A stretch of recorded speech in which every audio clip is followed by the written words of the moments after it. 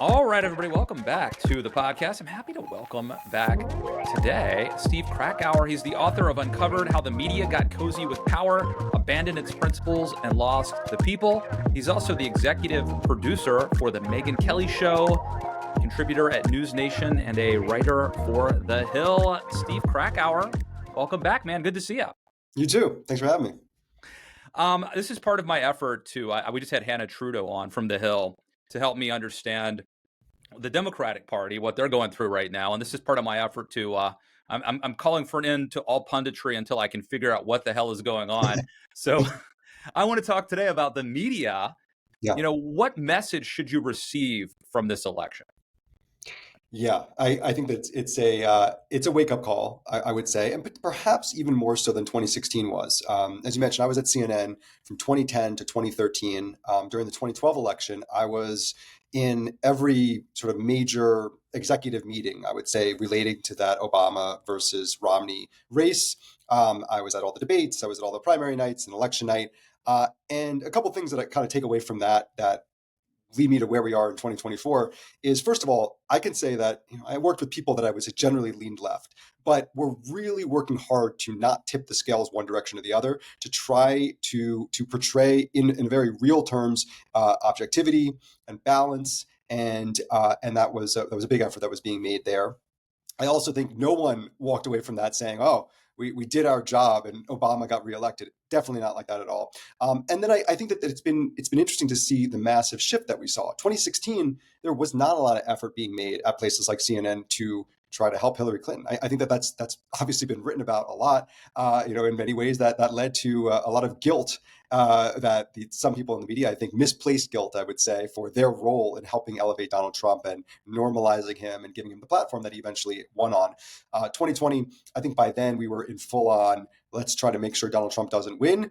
And I would say that has only amplified in 2024, not just at CNN. I mean, we shouldn't single CNN out. Places like the Washington Post and I would say the New York Times, although I think New York Times is maybe in a little bit of a different category, at least has snippets of trying to be fair and try to tell the full picture. But across the board, particularly the broadcast networks, I think this time ABC, CBS, totally embarrassing in the way that they have gone all in on partisanship in a way that they never were before, and I think really to their detriment. So I think it should be a wake-up call. It should be a sign that this was not a squeak-by victory by Donald Trump. This was not turn out more MAGA and maybe suppress the vote of the left. This was people, demographics, young people, Latinos, people that were traditionally Democratic voters. Big cities, huge shifts in places like New York and in California, shifting in the other direction, that are making a full-scale rejection of the idea that these places are gatekeepers or that have any real level of influence or power that they once did. I think it's impossible to argue with that, whether just look at the results, right? Whether it's the attempt to stop Trump to the degree that the media tried to stop Trump, it obviously failed. And then the ratings are suffering. And so it's impossible, I think, to argue with what you've just stated. In terms of causality, though, I wonder how much of this is Trump's fault, in a sense, right? I mean, so I think you and I would both agree that the media has always leaned liberal. And there Right. was a liberal bias, but it was sort of a worldview bias. They've tried to, play it straight usually, but when Trump comes along and he is doing pretty radical things, like just this week, picking Matt Gaetz, for example, to be his attorney general. Does he bear some responsibility for like radicalizing the media and saying, like, forcing them to say, like, we can't just call balls and strikes because, like, this guy just breaks the old paradigm that we had? Well, he certainly does break the old paradigm, and I think that there are certain appointments that were made. I thought actually there was an article I saw in the Atlantic that was saying this in a pretty negative connotation, that Donald Trump was essentially installing people into positions so they could carry out their own vengeance on the positions that they're being put in. You put Matt Gaetz right at the top of that list. I would say you put people like Tulsi Gabbard at DNI. You got RFK at HHS, and I don't think that that's so wrong. I think that Donald Trump's philosophy is a lot on, like, let's take some he's not going to go start jailing his political opponents like the democracy is in peril crowd wants to believe. But there is a sense of these people have wronged not just the individuals but the country, and now we're going to put the people in there to get those places right. So I was just posit that for a second, that I think that there's some validity to that. But no, I think what Donald Trump did, which has essentially allowed the corporate media to, as like an own goal. They have fed into their own worst instincts, that Donald Trump has sort of like laid out for them, the trap that he's laid for them. Is, first of all, as you mentioned, there was this sense of we do have political biases. That's clear, but we're going to try to suppress those biases because it's too important. That's not our job. It's perhaps the only job in America really where your goal is to not put your own point of view out there and to try to toe the line. And this actually crosses over not just into politics, but also into how you think about your job as a journalist. It used to be you're an employee of the Washington Post. Your byline, your name is not particularly important. You are on the team. You're the Washington Post team. Everything you do is about how do you help your institution grow and have the power of the institution. That is completely gone now. I mean, there is no sort of institutional like cheerleading going on now. You're your own person. Maybe you align with a place for a little bit and then you're gone. But I think what Donald Trump has done is allowed people to put their biases out there, and that's almost the mandate at some outlets. I think that there is a sense where it is too important now. The threat is too large. It's an existential threat. We can no longer play by the old rules. And I think that is the complete opposite philosophy. I believe that if you think that Donald Trump, whether in 2016 in his first term or what we're about to go through over these next 4 years, is truly a threat to democracy, is really this terrible person who is now in power, which again, I don't believe. But if you believe that, authentically believe that, you should be doing everything in your power to double down on your journalistic ethics and standards. You should have, instead of 2 sources, now you need 3 sources to put everything out there. You should go the other direction, because if you want to convince the largest swath of America that this really is the threat, that's what you need to do. Instead, we've gone the other direction. The guardrails are off, and now fewer and fewer people, even independents, even people who are not overly political, just no longer trust what these people are selling. I think that's true. And I do think that the media are at least partly responsible for the erosion of trust in these institutions. I mean, I can tell you, so I was a CNN contributor from like 2017 to 2020 or something like that, 2021. So this was during like the height of You're right in there. the woke era. Like I would oftentimes feel like it was 3 or 4 against 1. Don Lemon literally told me to shut up on air one time. And it was this sense of like, you're sort of treated like you're a bad person or you're immoral. Right. And I think that a lot of people have kind of just checked out and decided like, I'm not gonna play that game anymore. We don't have to. Like, maybe we had to do that when there were only 3 channels or something, but now there's so many more outlets. So I think people have just tuned out a lot of mainstream media.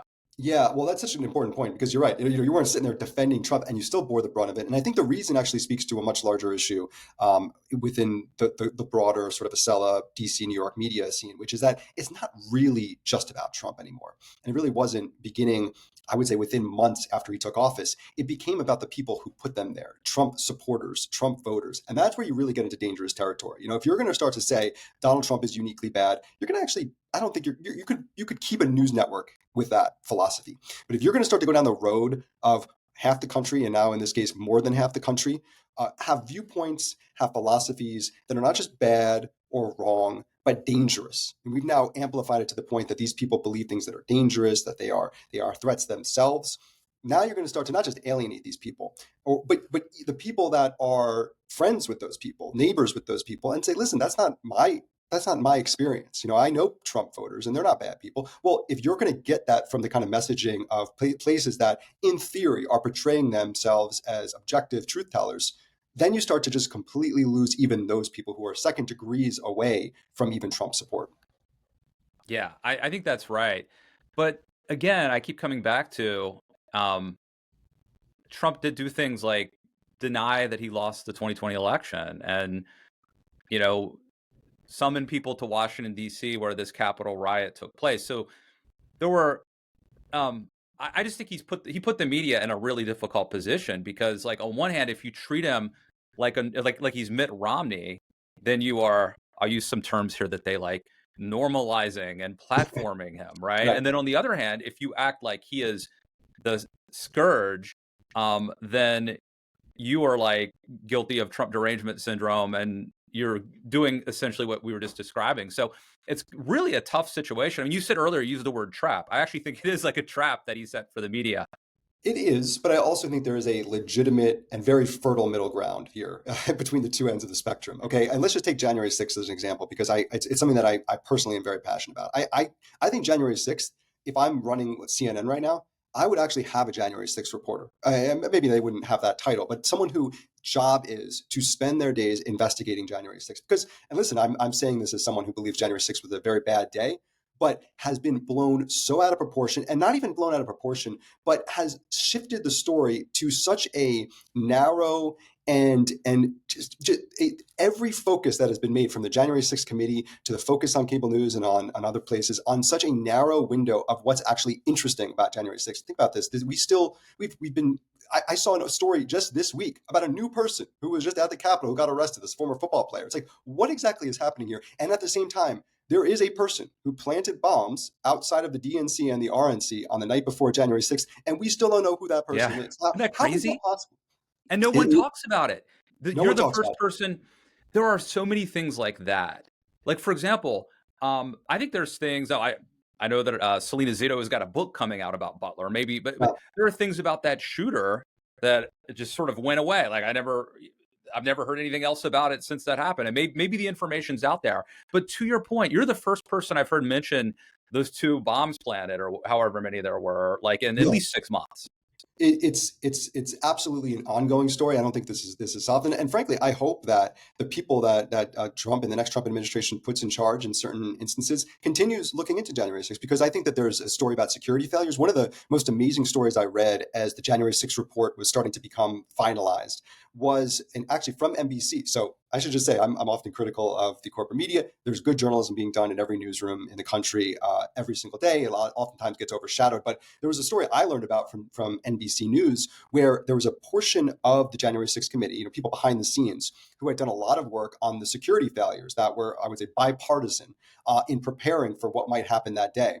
That was eliminated from the final report so that they could focus mostly on Trump and his actions. So again, there are interesting stories to be told, but when you have an important story like this, and so much, I mean, all forces within the media, and I say all, pretty much 99% on one element of it, it turns people off, and it just sort of makes them go numb to the idea of it. And so I think it's ineffective when you take something that is actually a legitimate story and that does not reflect well on Donald Trump, and you blow it out of proportion to the point where people no longer take it seriously at all. You just sort of like throw it all out. It's one of the major problems that we saw with the media over everything. When everything's breaking news, Chiron, everything is 5 alarm fire, Yeah. and suddenly the things that actually are don't get taken seriously by anyone.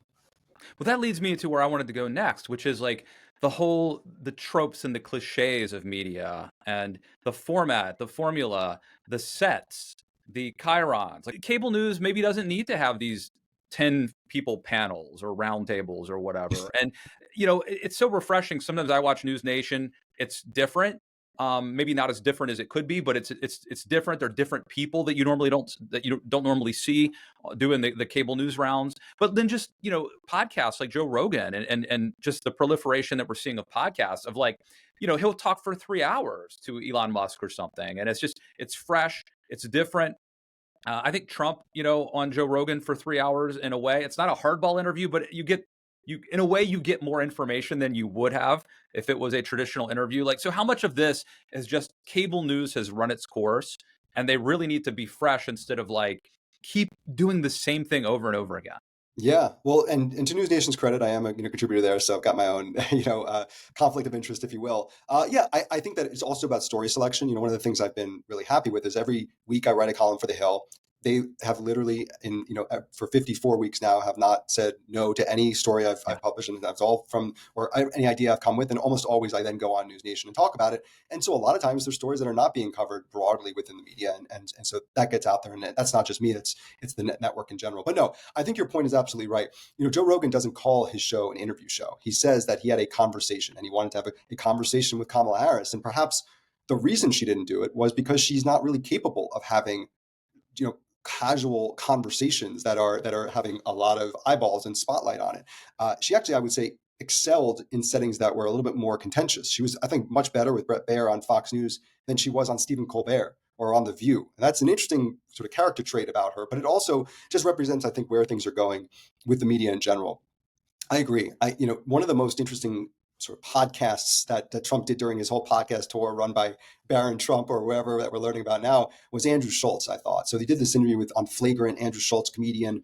And you think, well, okay, you're not going to press him up very hard. You're not going to get much out of it. But what we learned during that interview is about the weave, which has become now Right. this whole thing. I mean, that we never mentioned, never told the story about the weave, and that's now just become this thing that everyone knows. And then it originated just out of a conversation that was happening by putting a person in a casual setting. So I think that the rise of the podcast, some of it's overstated in the sense that 4 years from now, CNN is not going to be gone. It's going to be there's going to be fewer people watching. Maybe they make some changes and they go up a little bit. Maybe they make some changes, they go down a little bit. It's not going away tomorrow or 2 years from now or 4 years from now.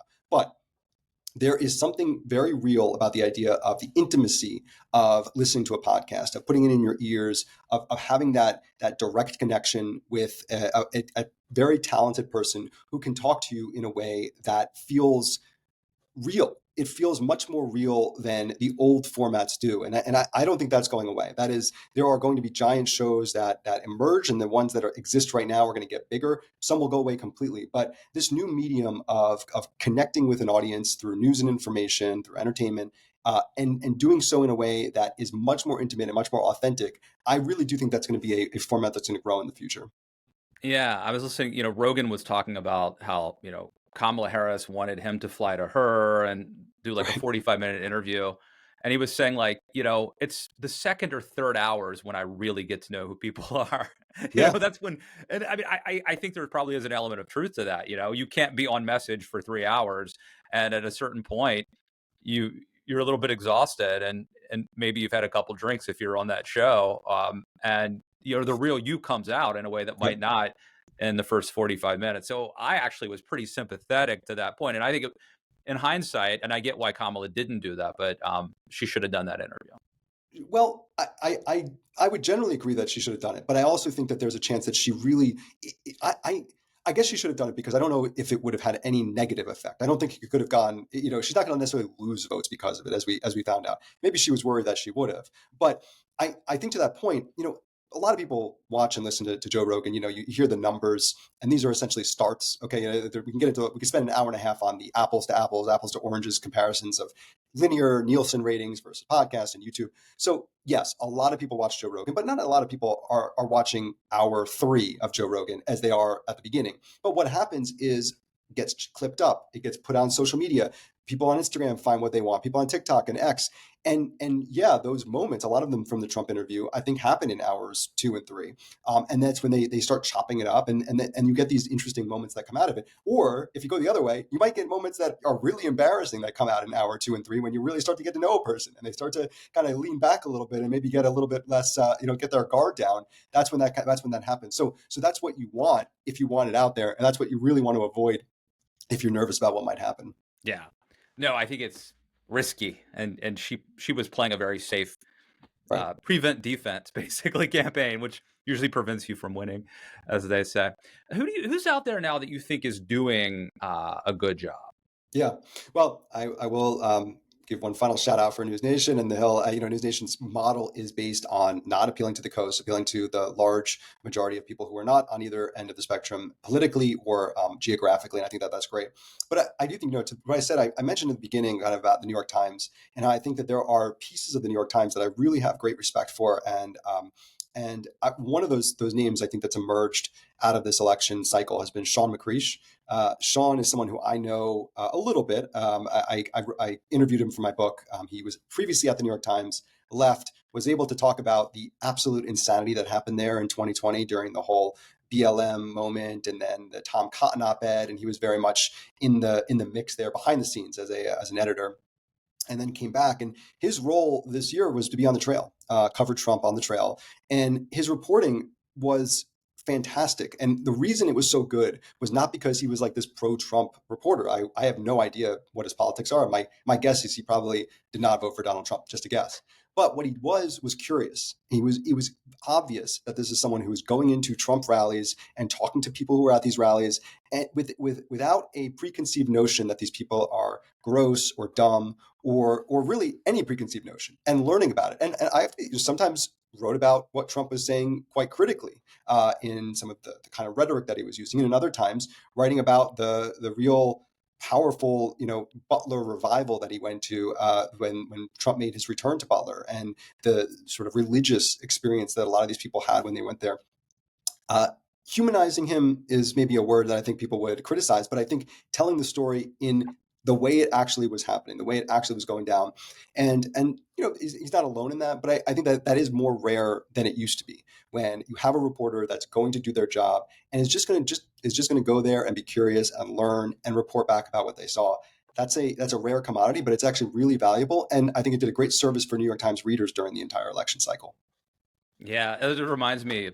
I like the thing about not constantly trying to score political points or like Yeah, paint black or white. My son and I were just watching. We watched one of my favorite shows is King of the Hill. The yeah, old Fox cartoon. yeah. And we watched an episode last night where Cotton, who is Hank Hill's dad, um, sort of he's heroic in this episode. He's helping. Peggy has had a severe injury, and she's going to physical therapy, and they're kind of babying her. And Cotton is sort of giving her tough love and helping her learn to walk again. Um, and he's a complex figure. There are other episodes where Cotton is sort of a villain. Mm. He's misogynistic, he's old school, like a WW2 veteran. But I was telling my son, like, what I love about what Mike Judge did here is he's showing this crotchety old guy. He's a complex figure, but in this episode, he's heroic. And I imagine Cotton was a Trump voter if he was still alive. He actually died in one of the episodes. But anyway, that just makes it a better show than if Mike Judge had like a worldview where like a guy like Cotton is only about toxic masculinity and there's no redeeming value from it.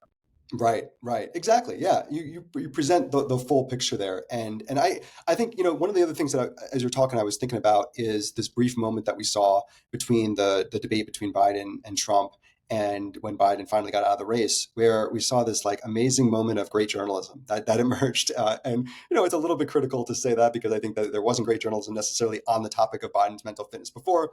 And then it certainly kind of went away after he got out of the race. It's funny how that happened, but in that moment in particular, and I think more broadly with some of these people, Alex Thompson from Axios, Olivia Nuzzi from New York Magazine, some of the great pieces that really shed a light on it, and it tells you that these people have the sourcing, and this is totally an underrated aspect of how to be a great journalist in 2024 is you've got to have some degree of balls. You've got to be able to understand that you're going to get attacked by people on X, and they're going to be maybe 50 people or 100 people, and they're going to be very loud, and it's going to make you feel very bad, like you're this like main character on X of the day and you're the enemy and everyone's coming after you. uh, it's going to go away in about 12 hours or when everyone moves on to the next Yeah. thing. And to I've be been on the receiving end of that a few times. yeah, it's not fun. I have too, and it's like, wow, this is like the end of my career or something. But everyone just moves on. It's like it's there, it's over in no time. But it does take a degree of really holding firm, and obviously you have to have the goods. You have to have the true story, and if you do, you're set. And so I do think that I'm encouraged by that moment. I hope that people return to that, and I will also just to put in the other direction, there will be great journalism that comes out of the chaos and the craziness that we're about to see over these next 4 years. I really think that if you can, if the journalists who are covering the Trump administration stick to the facts, don't rely heavily on anonymous sources. I think that anonymous sources gets you into trouble so often because you are granting people the ability to, trash X, Y, and Z.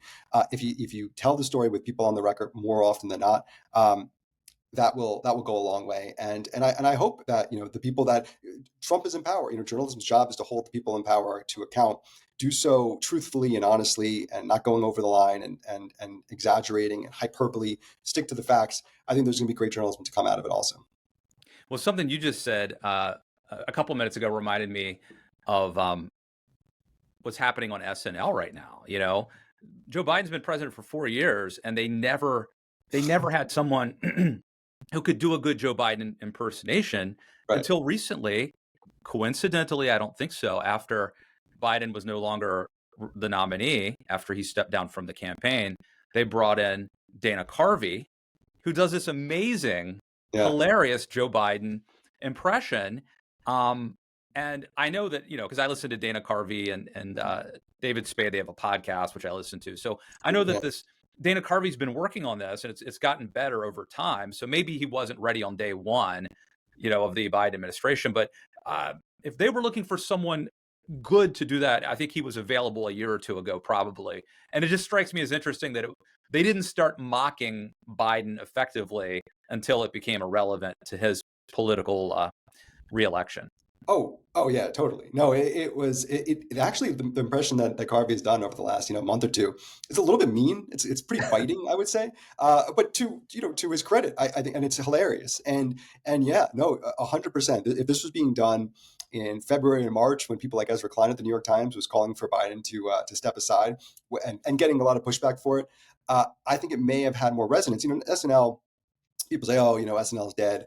It gets a lot of viewers comparatively to the rest of television. Less than it maybe did, but it gets a lot of viewers, and it has cachet still. It absolutely has influence. Every Saturday, night, maybe not Saturday night, maybe Sunday afternoon, Sunday morning, people are looking to see how they started the show that day, what sketches are going to go off, and so absolutely, I think that if they would have been interested in having a say on what was the reality of what people were seeing, but were afraid to say, this conspiracy of silence that was happening within the entertainment industry, the corporate media, and within the Democratic Party, until they decided that they were done with that after the debate and everything was so obvious to see.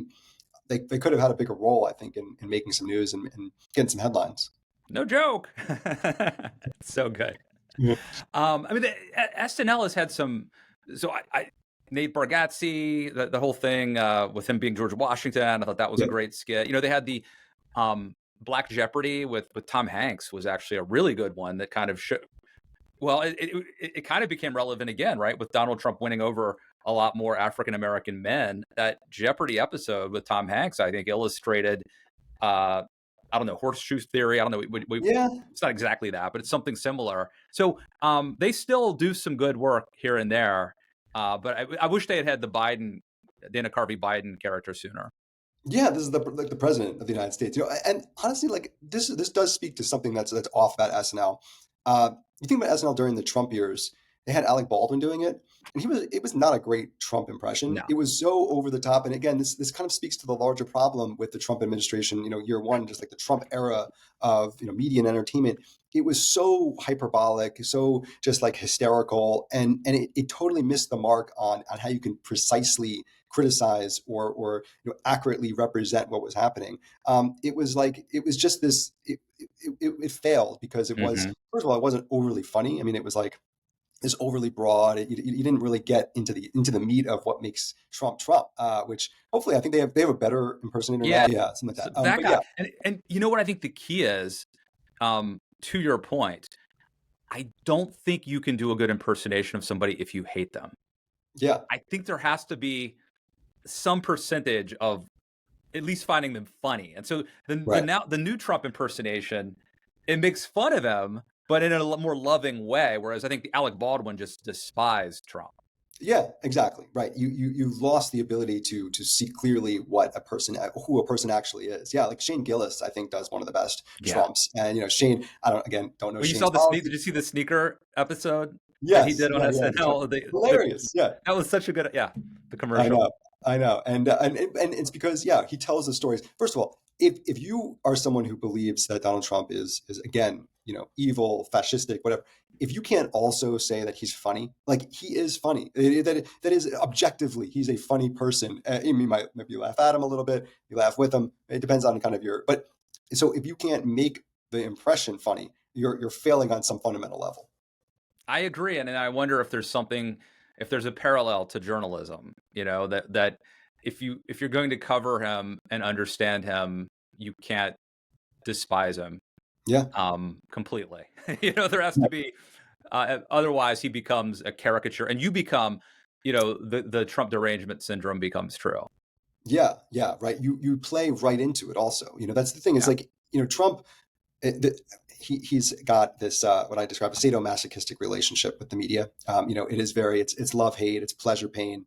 There's a lot of it's complicated between Trump and the media, and it has been frankly for decades. I read Art of the Deal the first time he was running for office. It's amazing to see that his huge mega hit book that came out in 1987 as a playbook for how he would become a politician and play this love hate relationship with the media so perfectly. But you have to understand, like Maggie Haberman. He loves Maggie Haberman. Let's just be honest. He hates her, but he loves her. And the only way that Trump benefits the most, or the way that Trump benefits the most from his relationship with the media, is if they play the role of chief antagonist. If they are nuanced and fair, that works. That doesn't help him. He yeah. wants them to be their worst versions of themselves, so he can call them fake news and the enemy of the people and do that whole routine. If they're kind of fair, then he loses that ability. And I think that so they play right into what he wants when they do it so over the top and just so exaggerated.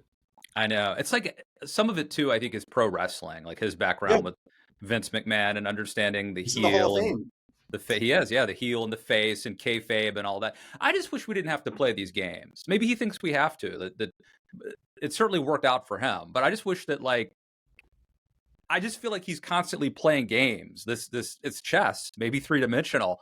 Um, I kind of Well, resent having to go through this act, the bullshit I act. know. Like, Well, but we don't have to. Yeah, I think of his podcast tour was a good representation of who he was. I think if you watch him on Rogan, even pick 20 minutes of that 3 hour interview and just watch it and just see the give and take, and you kind of get a sense of who he truly is. I think. But I even go back before that. He was a guest on the All In podcast, which has David Sachs and Chamath Palihapitiya, who hosted a fundraiser for Trump, but it also has people like Jason Calacanis, who is a lefty, let's say. He describes himself as a moderate. David Friedberg, who's definitely not a fan of Trump. And they had this conversation, and they pushed him on some areas, and he made some news. And you saw what life could be like if you ask some challenging questions and have some give and take, but also make it so it's not, this is the person who I'm trying to destroy. I mean, that's like the thought process of certain journalists, I think, when they get yeah, in a room with him. It's why he really did not do any mainstream interviews at all during this entire cycle. Let JD Vance handle that, and he handled it just fine. So I think there is a way that this could work that is really at its core, what's the job of the fourth estate? It is to be the conduit for the people. It's to be the people that get answers from power and tells the people what's actually going on. If you want to do your job, you do it by trying to get answers, by trying to get in there and do it. You don't have to normalize and humanize. You just have to try to find a way to have a relationship that is contentious potentially. It's not going to be you're not going to be friends with the Trump administration, but you want to be friendly enough that you can get the answers that the public needs. That would have to take a fundamental change in how it was handled the first time around. yeah. And it's tough when he calls us enemies of the people or human scum. It's tough to be nice back Get in over it, response. honestly. I mean, what? So, but that does also point to the idea that okay, so would you feel better if the Obama administration, who didn't call you enemies of the people and human scum, but imprisoned or at least prosecuted more journalists and journalism sources than all other administrations combined, including the Trump administration, for doing the act of journalism through the Espionage Act, and had such an antagonistic relationship with the media, or treated them so poorly that you had people like James Risen writing that if Donald Trump targets journalists, blame Obama. Okay, he didn't say mean things to you, but what did he do to the institution of journalism? And I think that's where we get into trouble. Is don't take everything so personally. Do the job. The job should be challenging. You should be pissing off people in power every single day. I love, it totally changes. And we didn't even get to social media, but the incentive mechanism now is to get likes and to get new followers. That is not the job of a journalist. Traditionally, you should be annoying. You should be an asshole. You should be someone that people don't like. And that obviously that maybe hurts your personal brand. But if you operate from that point of view, you can do your job and be someone that can be this gnat at people in power without taking everything so damn personally over Yeah. every little slight. But this brings up the other point, which is there used to be kind of the breed of journalist was a 55-year-old white guy who didn't go to college, Yeah. who smokes, a pack or two of Marlboro Reds a day, and lives in Milwaukee. I don't know. There used to be didn't want to be famous. Right. Didn't go on Twitter. Didn't want to be on TV. I mean, or think of someone who actually was on TV. What's the guy's name? Who was the fat man in the middle seat? He had a book. Anyway, he was on the McLaughlin Group. Okay. Baltimore Sun. It'll come to me later. But like that guy's sort of the quintessential like cigar chomping like old school journalist who, I mean, yeah, he was on TV, but like didn't care how he looked, really. Yeah. But now, like most people, I think in journalism are like, it's a way to build their brand. Most people in politics, I think, sadly, are trying to build their brand. People in journalism are doing the same thing. So it's like it's a different type of person now than it used to be. It is, and it's why I think that if it wasn't Trump, it would be something else. I think that the root cause of where journalism, the entire sort of corporate media apparatus has fallen off, predates Trump a little bit. I put it more towards like 2012, 2013, 2014, with the rise of social media. Obviously, social media existed, but wasn't really a mechanism to build a brand as a journalist until around 10 years ago. And then suddenly it became this idea of, first of all, you got instant feedback. And instant feedback, public instant feedback, positive and negative, is so detrimental to the job of a journalist. I'm saying this as someone who I'm fine. I read the comments. Sometimes I get swayed one way or the other in the sense that I think about them. I don't just like dismiss them wholeheartedly. But if you really internalize this and then adjust your job based on what you're seeing, both positively and negatively, that's the opposite of the role of a journalist. So I think that that's a huge problem, and it also leads to obvious signs of being of the ego, right? I shared the story in the book about how there was a journalist on CBS who asked a tough question of a Trump administration official, and when she put the video out on Twitter at the time, it was just the question. It wasn't even the answer.